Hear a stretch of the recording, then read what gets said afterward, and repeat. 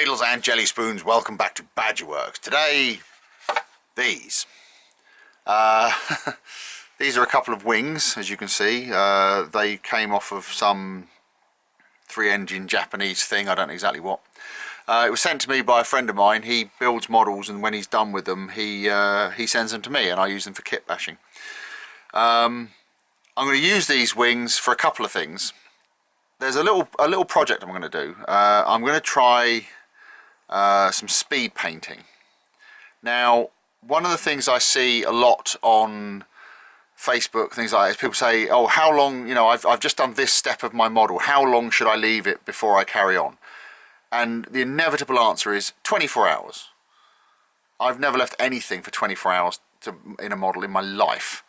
And I don't understand why people say leave things for 24 hours. I mean, a classic example, I saw someone was talking about paint chipping using hairspray, and they said, how long should I leave the hairspray? And the answer was 24 hours. Hairspray doesn't take 24 hours to dry, okay? It's to go on your hair. If you sprayed something in your hair that took 24 hours to dry, it would be utterly useless. So what I'm going to do is I'm going to paint one of these wings, and I'm going to show you how I paint things. I'm not going to do it fast as such. I'm going to work at my normal pace, but I'm going to show you that I don't know what it is, mate. I don't know whether I do things differently or what, but when I paint things, I can get a whole model done in 24 hours. I certainly don't wait 24 hours. Who's got time for that? Anyway, I don't want to get into a rant about it.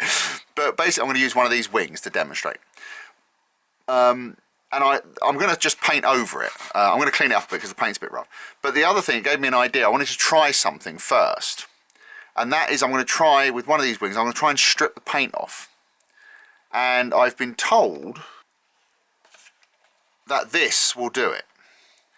It's Dettol cleaner.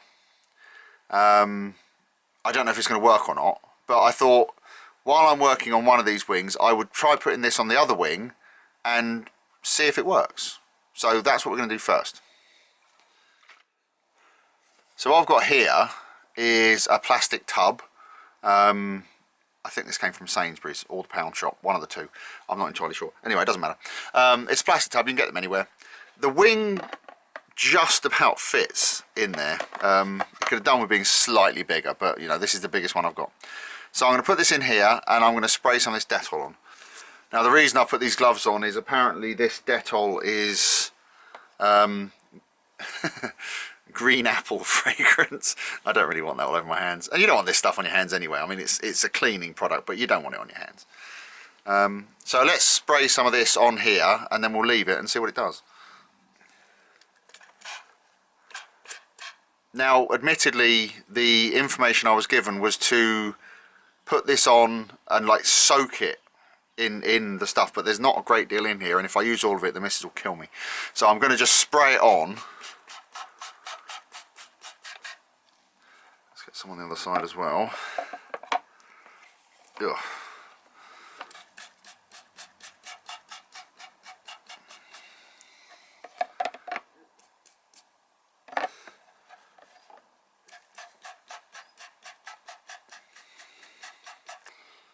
And we'll leave that and see what it does.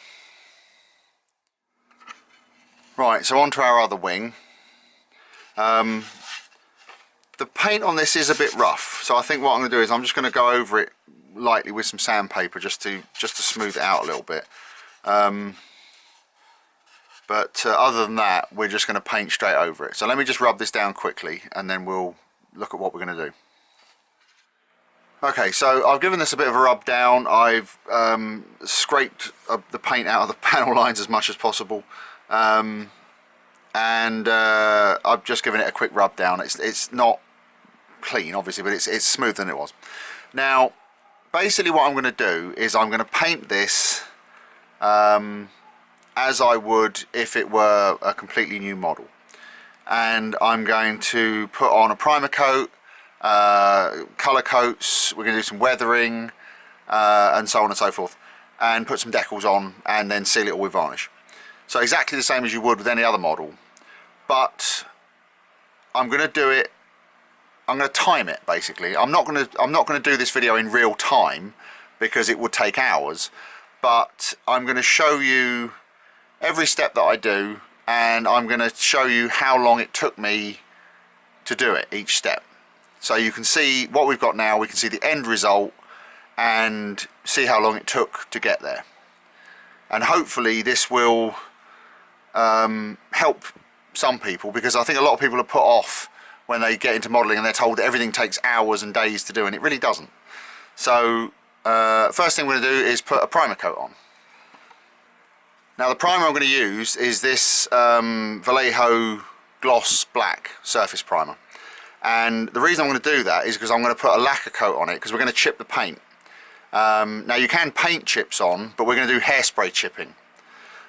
So first step is this black paint, so we'll put that on first. Right, so here's our primer going on.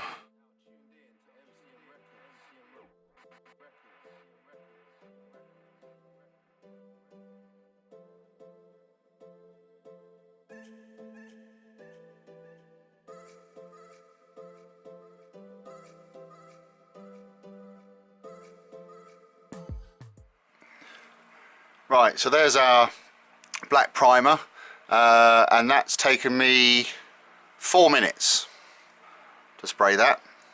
Now you might say, well, now you've got to leave it for 24 hours to dry. No. What we do now is we get this. This is a hairdryer.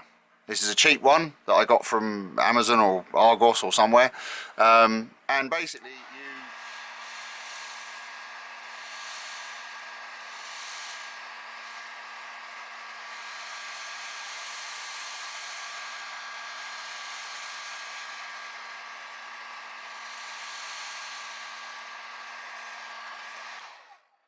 give it a couple of minutes with that, and that'll be bone dry.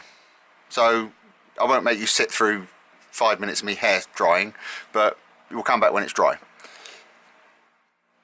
Right, so that's had 5 minutes under the hair dryer. It's dry. So the next thing we're going to do is put on some of this. I love this stuff, it's fantastic. This is Alclad 2 lacquer, airframe aluminium. We'll spray this on next, and this will make the whole thing look like metal. So let's do that.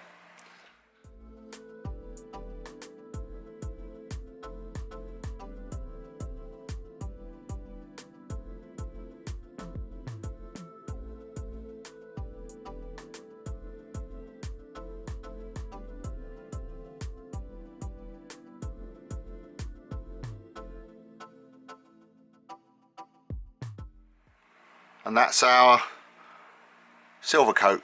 Now because this is lacquer, it dries almost instantly, so we'll give it literally a few seconds with a hairdryer and this will be bone dry. So the next step is we need to seal it, because we're going to be chipping the paint layers above it. So I'm going to use this Humbrol clear varnish. A lot of people don't like this stuff, they say they don't get on with it. I've never had a problem with it. I use it all the time. I mean, I would say, this is probably the 5th or 6th bottle of this I've been through, and I've genuinely never had a problem with it. So I don't know why people have trouble with it. I wish I did, because maybe I could offer some advice, but I've never had a problem with it. So this is what I'll be putting on. One of the issues with this step is it's actually really difficult to see where you've sprayed the varnish, because you've got a shiny silver surface and you're spraying basically wet over it. So it's actually quite tricky to see where you've been, so you have to be quite methodical and make sure you cover the whole thing.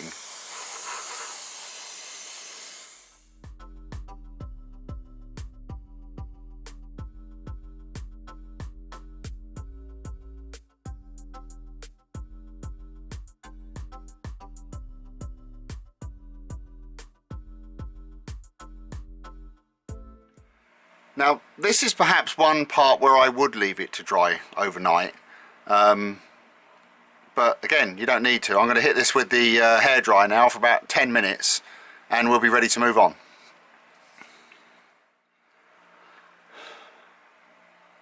Right, so this has had about 5 or 10 minutes under the hairdryer. It's dry. Yeah, I mean, it's the kind of thing that I sometimes leave these overnight. It's if I'm working on something that's going to take a couple of days to do, I'll try and leave a gloss varnish coat the last thing in the evening so I can leave it overnight. But again, there have been so many times where I haven't, and it's been absolutely fine. So the next thing we need to do is apply our chipping fluid, which is hairspray. Now you know that normally I use this as the ultimate hold, but I'm going to do something different today, and there's a reason. Let me explain. I went out the other day and I bought this.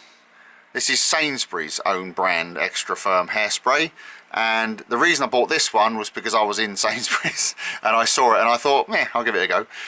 This was 70p for this tin, so it's a comparable price to this one, same size tin. The reason I'm going to use this one is a bit of an experiment. People have said, again, I've seen the question, what type of hairspray should I use? And I've always said use the cheapest one you can find. Now, admittedly, I've always used the Asda one because it's a big tin, it's lasted me forever. But I thought, you know, let's just try a different one and see if we get the same result. So I'm going to use this one. So what we're going to do is take our hairspray. I've given it a good shake. Now you can decant this into an airbrush if you want. I don't normally bother. But I've heard people say they get good results doing that. You know, if you want to try it, that's up to you. I spray it straight out of the can, especially on a big thing like this. So what I'm going to do now is I'm going to give the whole thing a good spritz of this.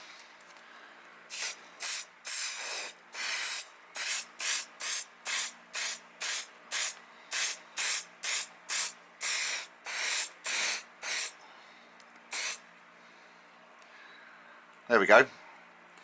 Now people say, and this is really what's triggered this video. It was a comment I said the other day when somebody said, I've put hairspray on my model, how long should I leave it for?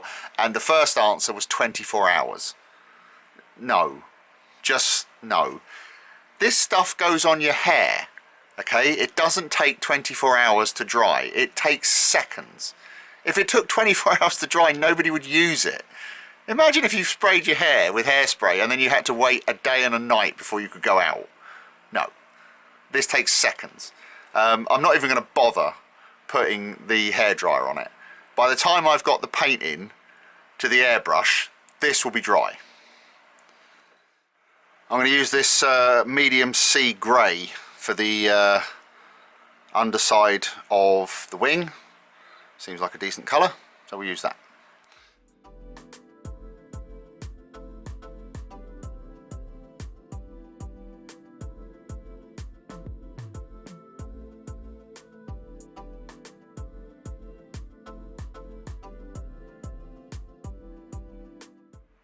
Right, that'll do for that.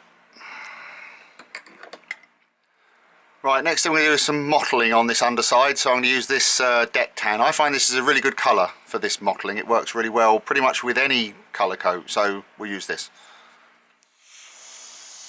Now you've seen me do this mottling technique many times, and I've often tried to explain why I'm doing it, but I thought I might as well, while I'm doing this, is go over it again.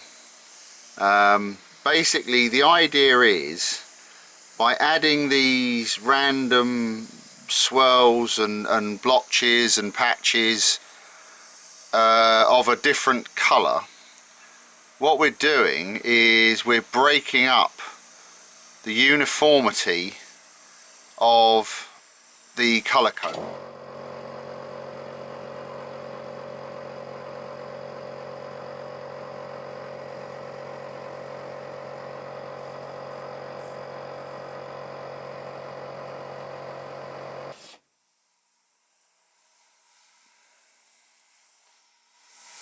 And the idea is that it stops. See, it's like if you look at this wing, it's just plain grey. It looks dull. It doesn't look realistic. So by adding this mottling effect. What we're doing is we're kind of breaking up that monochromatic effect and just adding some colour variants and tones and highlights, just to make the whole thing a little bit more interesting. The other thing it does as well is it naturally low lights the panel lines, and so by doing that, what you're doing is you don't need to shade the panel lines so much. You're almost doing it all in one step. So that's the reason behind it. It's also a good way of practicing fine airbrush control.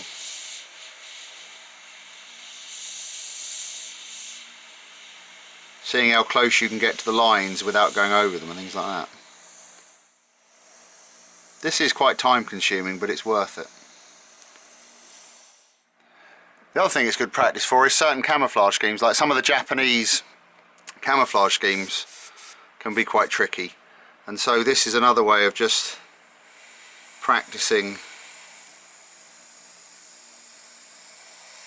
So it's like those ones that are kind of all swirls and walls.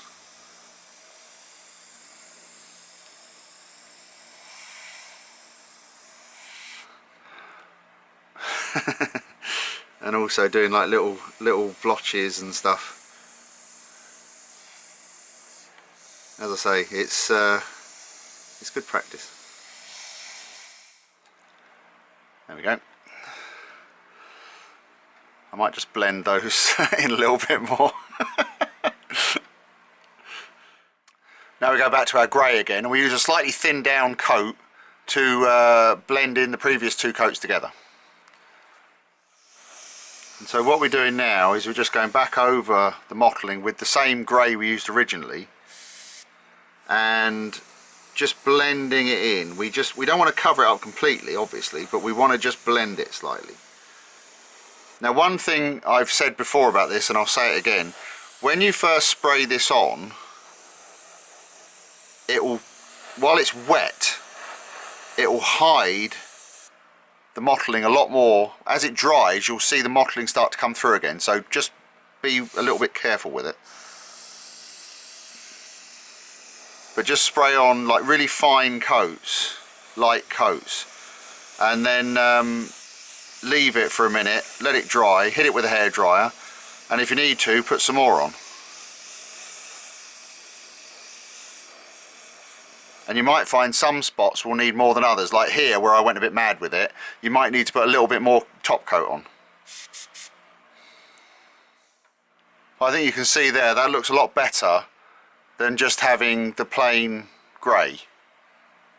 So we'll dry this and then we'll head on to the top side. So before I go on to the top, I'm going to mask up the edges slightly with this masking putty. Again, you've seen me use this before. This is good stuff. It's expensive, but it is quite useful. If I didn't have it, would I go out and buy it again? Possibly not. Because as I say, I mean, this tin cost me £16. And it's actually one of the cheapest prices I've seen it. I bought this at a show, it was £16. I've seen this on Amazon, place like that, 25 quid a tin. So it's expensive, but you know, it does the job and it does it really well. Just so you can see what this stuff is like in the tin, it basically just goes like that.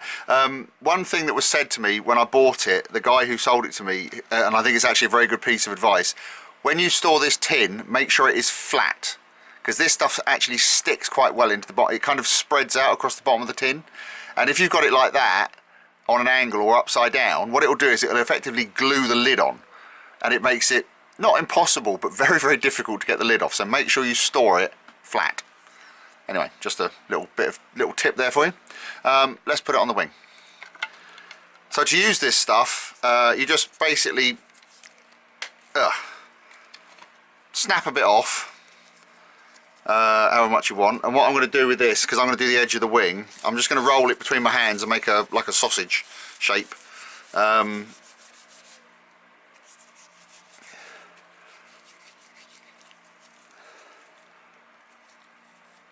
It's really funny, this stuff, because if you pull it gently it will stretch. It's almost like a non-Newtonian fluid.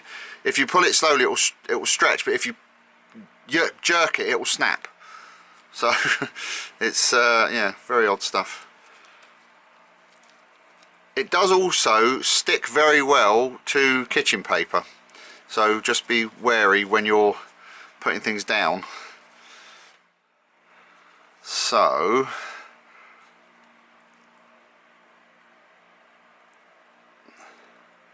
I'm not going to go mad with this stuff, but basically what I'm going to do is, it also sticks to itself extremely well as well.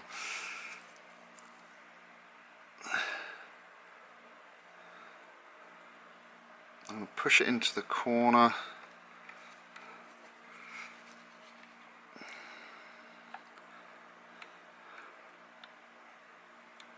I mean, to be brutally honest with this one, I'm not massively bothered about getting overspray on it. Oh, see, look, this is because I wasn't careful, it's touched itself and it's stuck, but it's okay.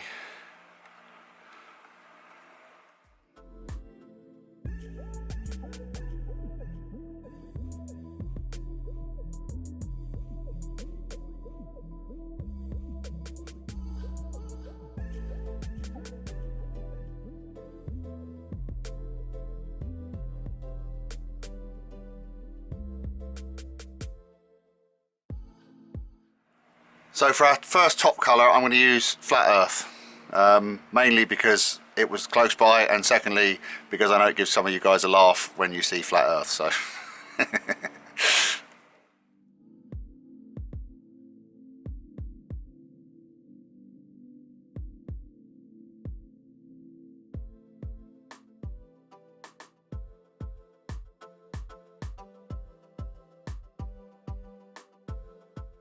right.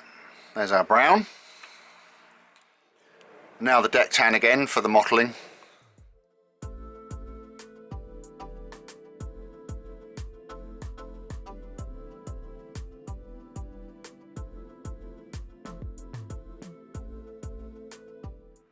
Right, and back to the brown again. Just as an aside, while I'm doing this, there was a comment that was left on one of my other videos by a chap. He said that his grandmother painted Hurricanes during the war, and apparently the way they did it was they would paint the whole aircraft brown, and then they had, I think he said it was 2 sets of stencils, it might have been 3, I'm sure it was 2 sets of rubber stencils, and they're basically like big rubber mats, and they would lay them on the wing and then paint the green around them. And I thought that was what a fantastic story. You know, how people painted these aircraft. So although they had different camouflage schemes, there was only like 2 different camouflage schemes that they used, which I thought was absolutely amazing.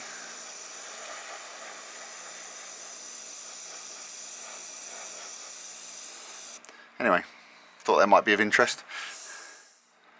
There we go. Now we'll mask this up and put some green on it.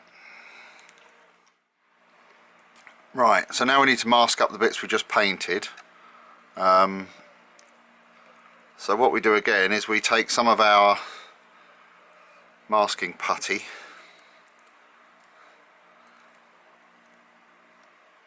and we just stick it over, and just make sure you leave a little bit of the brown showing.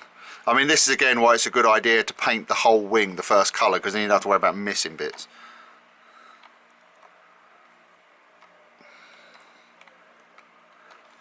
Like that. You can buy smaller tins of this stuff. I've seen other people, other manufacturers selling slightly smaller. This is an 80-gram tin that I bought, and I've seen other manufacturers do like 60-gram tins. So I don't know how much they cost, but But I always think it's one of those things, it's better to have too much and not need it than run out halfway through a job. So if you end up with too much like that, you can snap it off, or you can just take a pair of scissors and just snip it off like that.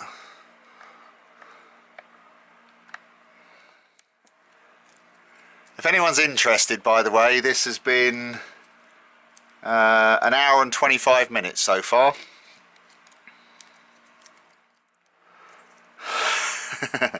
RAF dark green too. You know I was going to use this, didn't you?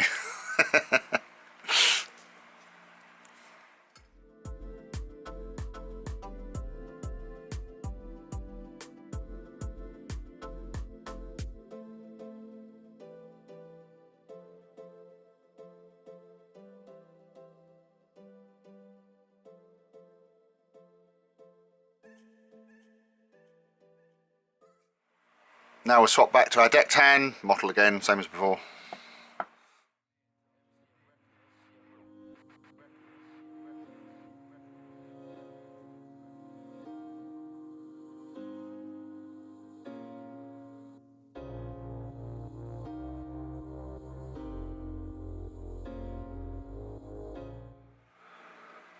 Back to the green again.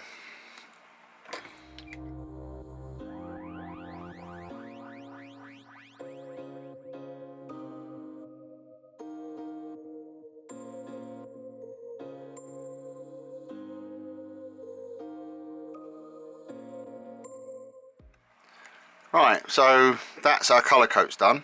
One thing I just wanted to show you quickly before we move on, and it's where this mottling really helps.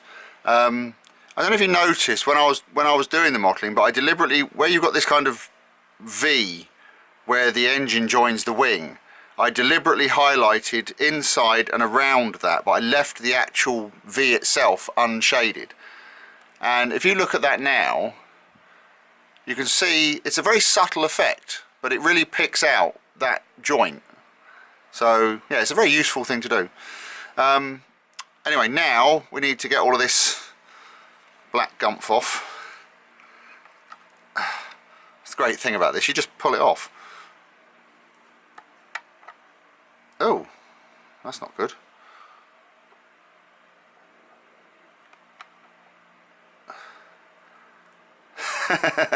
Yeah, we'll stick that back on. Oh dear, I hope this end's not going to come off as well. Oh no, I think we're alright. In my defence, I did not build this wing. Oh dear. Oh well, never mind.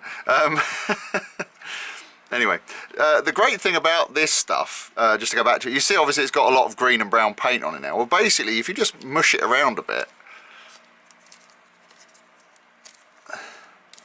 then what happens is the paint just disappears. It's fantastic, I love it. Yeah, so as I said before, expensive, but I like it.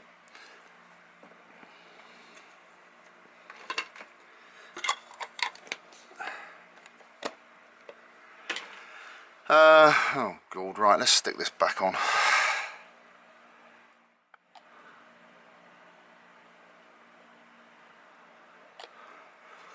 Right, let's put that down for a minute.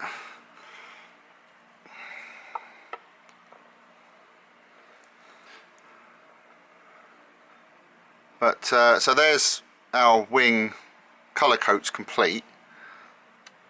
I'm just going to give it a minute for that to set up, and then we can start weathering the paint after I've cleaned the airbrush out. Right, so let's have a go at chipping this paint. Got a little plastic tub here with some water in it, so we don't need that in there anymore. And what I'm going to do first is just use this piece of sponge and just wet the areas that I want to chip. And what that will do, hopefully, is it will reactivate the hairspray and allow us to chip the paint. Now this brush, you've seen me use this before, this is an old paintbrush. I don't know where it came from, it's a number 2, but I just cut it down and it's got quite stiff bristles.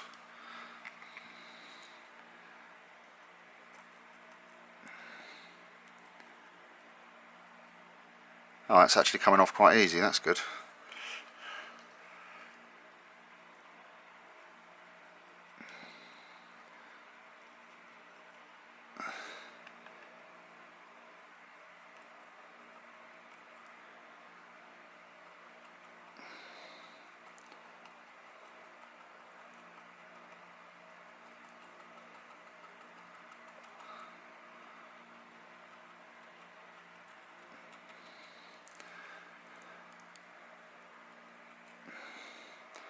One thing you need to be careful of when you're chipping where you put a silver undercoat on is if you go too hard, you'll go right through the silver and back to the primer. So just go easy with it.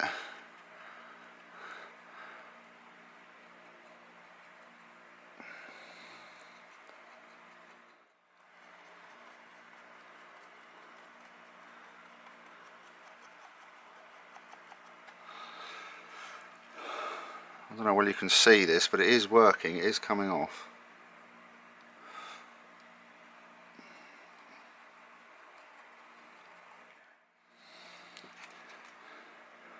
Now obviously you can use things like a cocktail pick or something like that to chip the paint as well if you want a little bit more control. Just be very careful with this because again it doesn't take a lot to go right through the whole lot.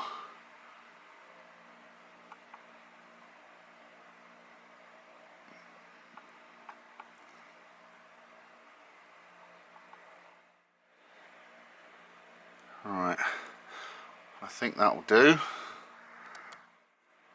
Right, so that's not looking too bad at all.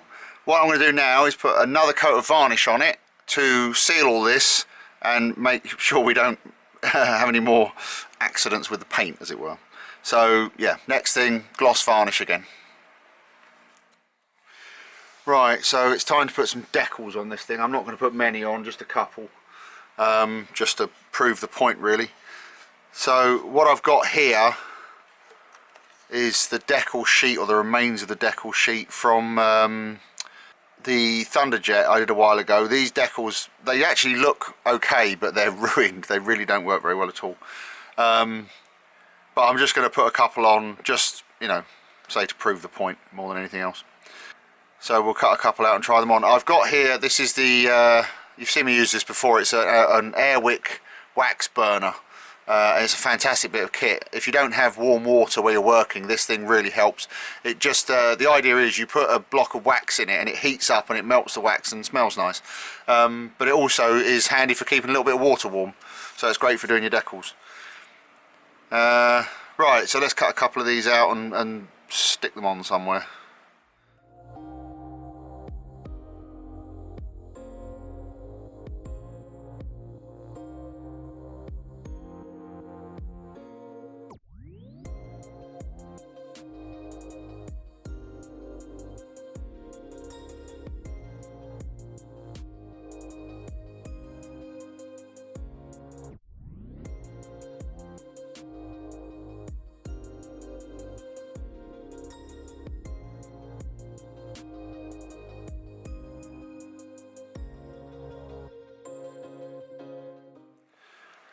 Right, I think that'll do for decals. As I say, I'm only going to put a couple on just to prove the point. And I think what I'll do is I'll airbrush a roundel onto it just to give it a bit of colour. So to paint the roundel on, I'm going to use this. It's a circle template. If you don't have one, get one. They're absolutely brilliant. You can get them for a couple of quid off Amazon, eBay, wherever. They're brilliant for obviously painting circles, but they're really good for doing wheels and things. Now obviously in this case I'm going to use it to do a roundel, but they're great for painting wheels. So I'm just going to paint a red roundel on the wing just to, you know, for effect. I think that looks about the right size. So what we do now is just mask off these two holes and these ones and then spray it.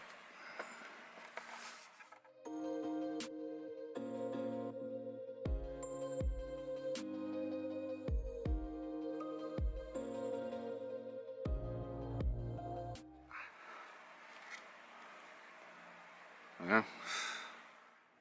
Right, so now we'll just give each of those bits a little coat of varnish just to seal them, and then we'll start with some bit more weathering.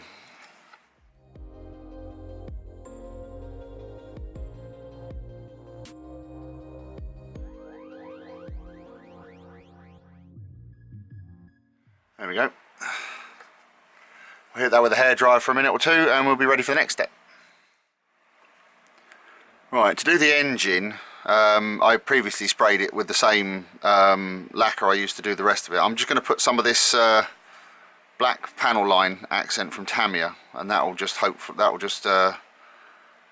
make all the little details pop a little bit more.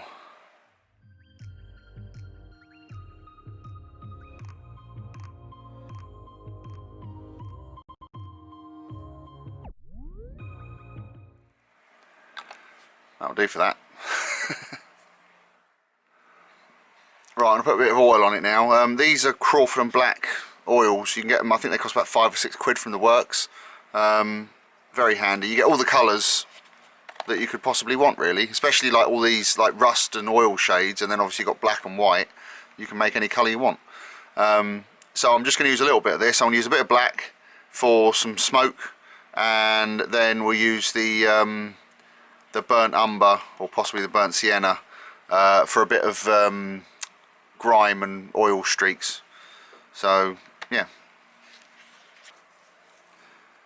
these brushes that I'm going to use, this is a Boldmere brush. Again, they come from the works. You can buy sets and they're really cheap.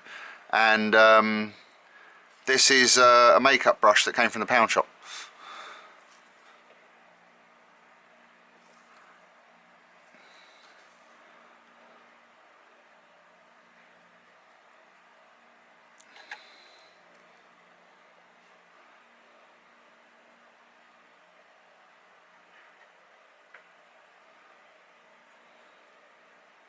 The great thing about oils is that if you don't like the effect, or if you do it wrong, you can just wipe it off and start again.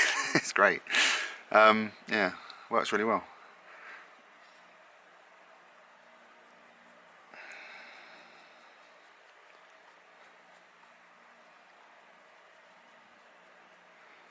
One of the things I find with oils is sometimes if you want a good streaking effect, is you'd think you would go that way with it, but you actually go backwards.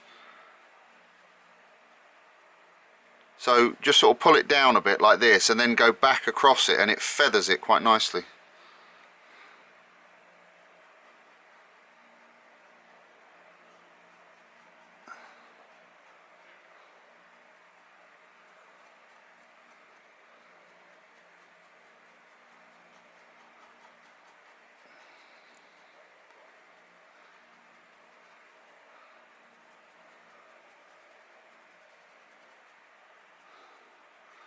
I don't actually know where the exhaust pipes are on this thing, so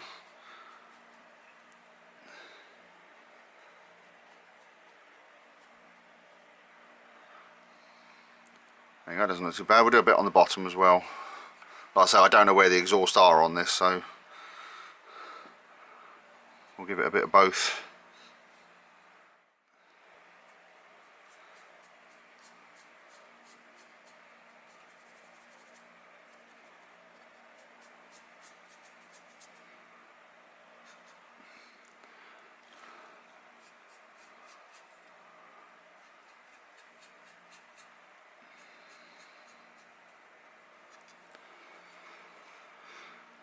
That's it.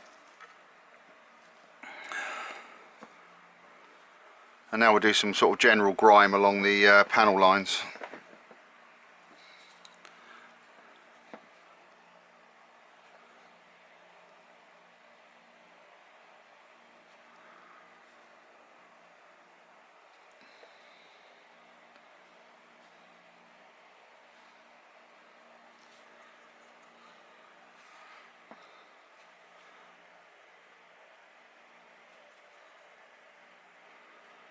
So I say we don't want a lot, just a little bit.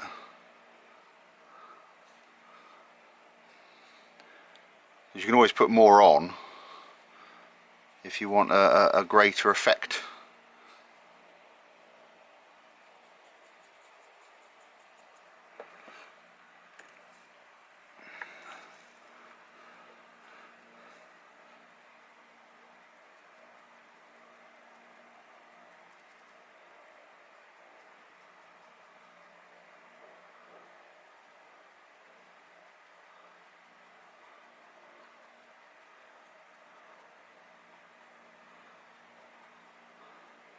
I don't know how well you can see that, but when I go backwards over it, it kind of pushes the paint backwards and gives you a nice sort of sharp edge.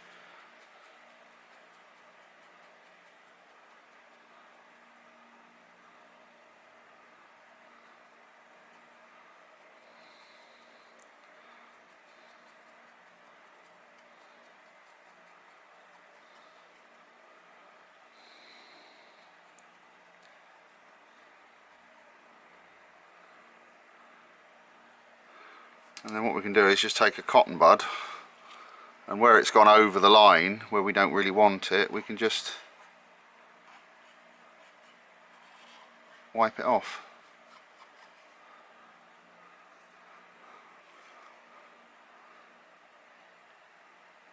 There you go. I think that'll pretty much do us actually. We'll put a lick of matte varnish on it to dull it down, and I think we can call it done. So for the matte, I'm going to use this Vallejo polyurethane. I like this stuff, it's good. I got a little pot of it cheap somewhere once and I really liked it, so when I needed time to get some more, I just bought this one again, but in a bigger bottle.